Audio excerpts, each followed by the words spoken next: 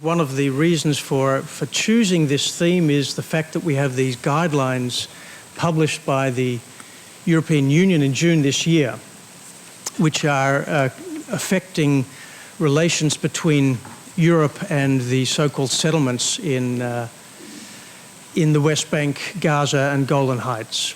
Now, and as Thomas said, we feel it's important to go back and look at where did European policy come from? Where has this policy come from that determines that it's illegal for Jewish people to live in the heart of Jerusalem, that it's illegal for Jewish people to live in Samaria and Judea? How is it that Europe has come so far from the point where less than 100 years ago it was said that the Jewish people have a right to settle themselves in the land? We're now saying it's illegal for them to settle themselves in the land.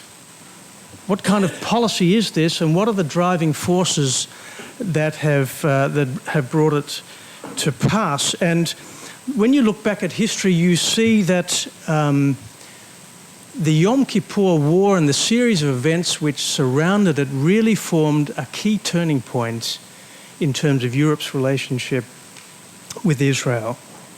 Of course, there are many aspects of Europe's policy when it comes to the Middle East and Israel. We're zooming in, if you like, on one key aspect, and that is the question of Palestinian statehood, the settlements, the status of these territories, which is really the core of the issue.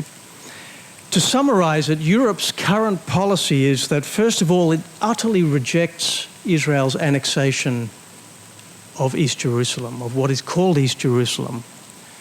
When you look at the map, and you'll see it, we have a few maps in your materials, and we'll come a little bit later to talk specifically of Jerusalem. But when we talk of East Jerusalem, you'll see there on page 14 a map of the current municipality of Jerusalem.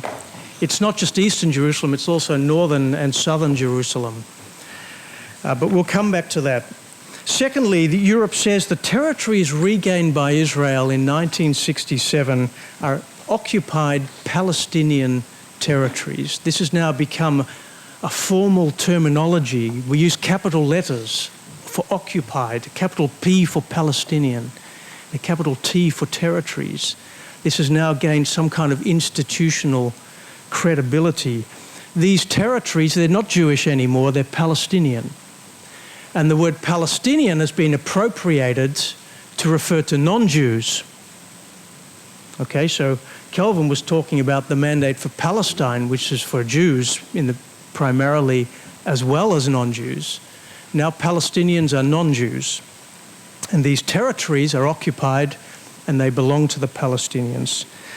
Thirdly, Europe says the settlements in these territories are illegal. The settlements are illegal. It's a kind of a blanket statement. And we'll come back later in the second session to look at what do we mean by the settlements. Thirdly, they say Israel is obliged to assist the Palestinians to achieve statehood based on the pre-1967 lines.